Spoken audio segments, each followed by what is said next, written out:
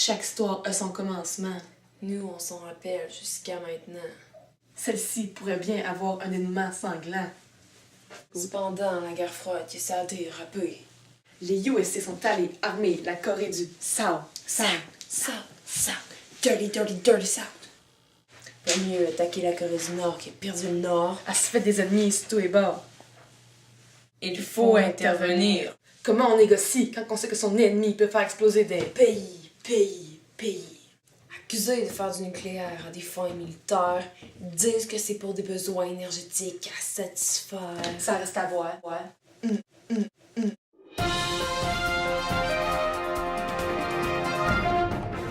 Bonjour et bienvenue à l'édition du 12 septembre 2009 de notre bulletin de nouvelles, les saumons norvégiens. Aujourd'hui, flash spécial sur la Corée du Nord. Rappelons-nous la demande de la Corée du Nord que notre pays, la Norvège, soit médiateur dans les tensions qui les opposent aux États-Unis.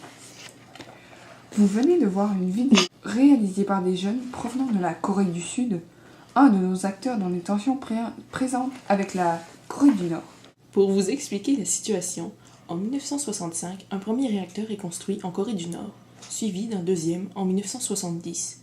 Suite à cela, ce n'est qu'en 1977 qu'ils accepteront l'inspection du premier réacteur par l'AIEA, l'Agence internationale de l'énergie atomique. Puis, en 1980, le vrai programme clandestin pour l'obtention de l'arme nucléaire commence. Il est donc surprenant que, 5 ans plus tard, la Corée du Nord signe le traité de non-prolifération nucléaire TNP, en même temps qu'elle installe un troisième réacteur nucléaire. Finalement, en 1993, le pays est soupçonné par les États-Unis de mener des activités nucléaires clandestines, et ce, depuis 1989, mais plus particulièrement après avoir refusé à l'AIEA l'accès à 2 de leurs installations. Cela mène à une crise diplomatique et l'on tente de négocier pour faire stopper les programmes nucléaires. Cependant, les tensions entre les États-Unis et la Corée du Nord ne datent pas d'hier. En effet, c'est à partir de la guerre froide de 1958, durant laquelle les États-Unis avaient fait installer des armes nucléaires en Corée du Sud visant la Corée du Nord en raison de divers incidents, que le conflit ne débute vraiment. Ces menaces semblent être à l'origine de l'intérêt nord-coréen à se doter d'armements nucléaires comme moyen de dissuasion vis-à-vis des États-Unis. Ainsi, le conflit idéologique qui opposait les États-Unis capitalistes et la Corée du Nord communiste de la guerre froide s'est poursuivi dans les tensions entourant l'utilisation des ressources nucléaires sur le territoire nord-coréen. Si on désire approfondir la question, on peut mentionner l'exercice des droits et libertés sur ce même territoire, mais il s'agit là d'une cause mineure du conflit. Pour continuer dans l'histoire du nucléaire en Corée du Nord, en 1994, Bill Clinton leur propose un échange. L'arrêt de leurs activités nucléaires militaires et le démantèlement des centrales qui le permettaient, en échange d'une aide économique américaine, puisqu'ils disaient utiliser cette technologie pour contrer leur crise énergétique. Et donc, cette aide financière aurait pu leur permettre d'avoir recours à des barrages hydroélectriques, par exemple. Ils s'engageaient aussi à leur fournir des centrales à eau légère dont l'utilisation se restreint uniquement à du nucléaire énergétique civil. Cet accord cadre États-Unis-Corée du Nord a été signé la même année, mais n'a jamais eu la chance de se concrétiser. Il y avait plusieurs signataires, les 2 nommés précédemment, ainsi que le Japon, l'Union européenne, l'Australie ainsi que la Corée du Sud. Cet accord ne s'est jamais concrétisé en raison de l'élection de George Bush qui classa la Corée du Nord dans en 2002, qui fit un renversement dans la politique envers la Corée du Nord. Négociation encore et toujours. En 2005, ceux-ci auront pour effet que la Corée du Nord accepte de renoncer à l'arme atomique. En 2006, le 9 octobre, premier essai nucléaire de la Corée du Nord, dénoncé par tout le monde, même la Chine, qui était pourtant leur principal adjuvant.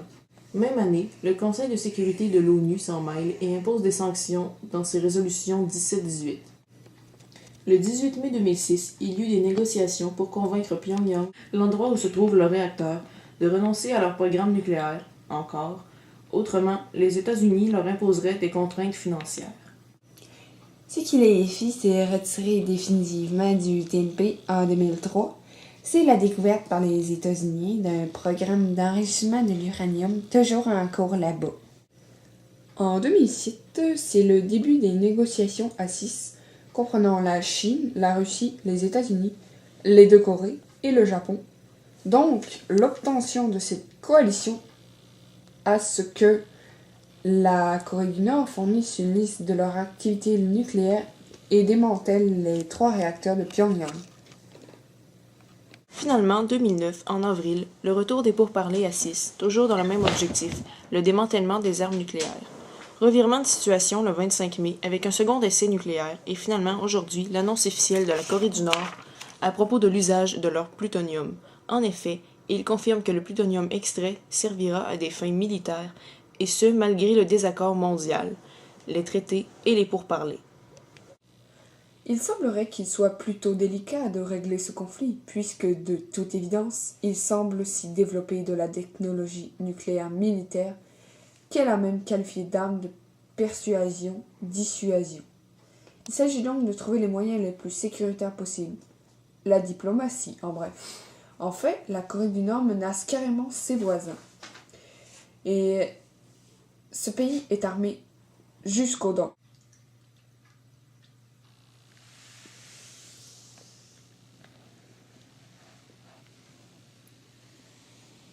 Voilà pourquoi la majorité de ce que nous pouvons qualifier d'intervention est diplomatique, car provoquer la Corée ou encore agir à l'encontre de sa volonté pourrait en faire exploser beaucoup. Bref, le nucléaire en Corée du Nord est encore un sujet chaud et il sera intéressant de constater la tournure des relations diplomatiques dans cette situation.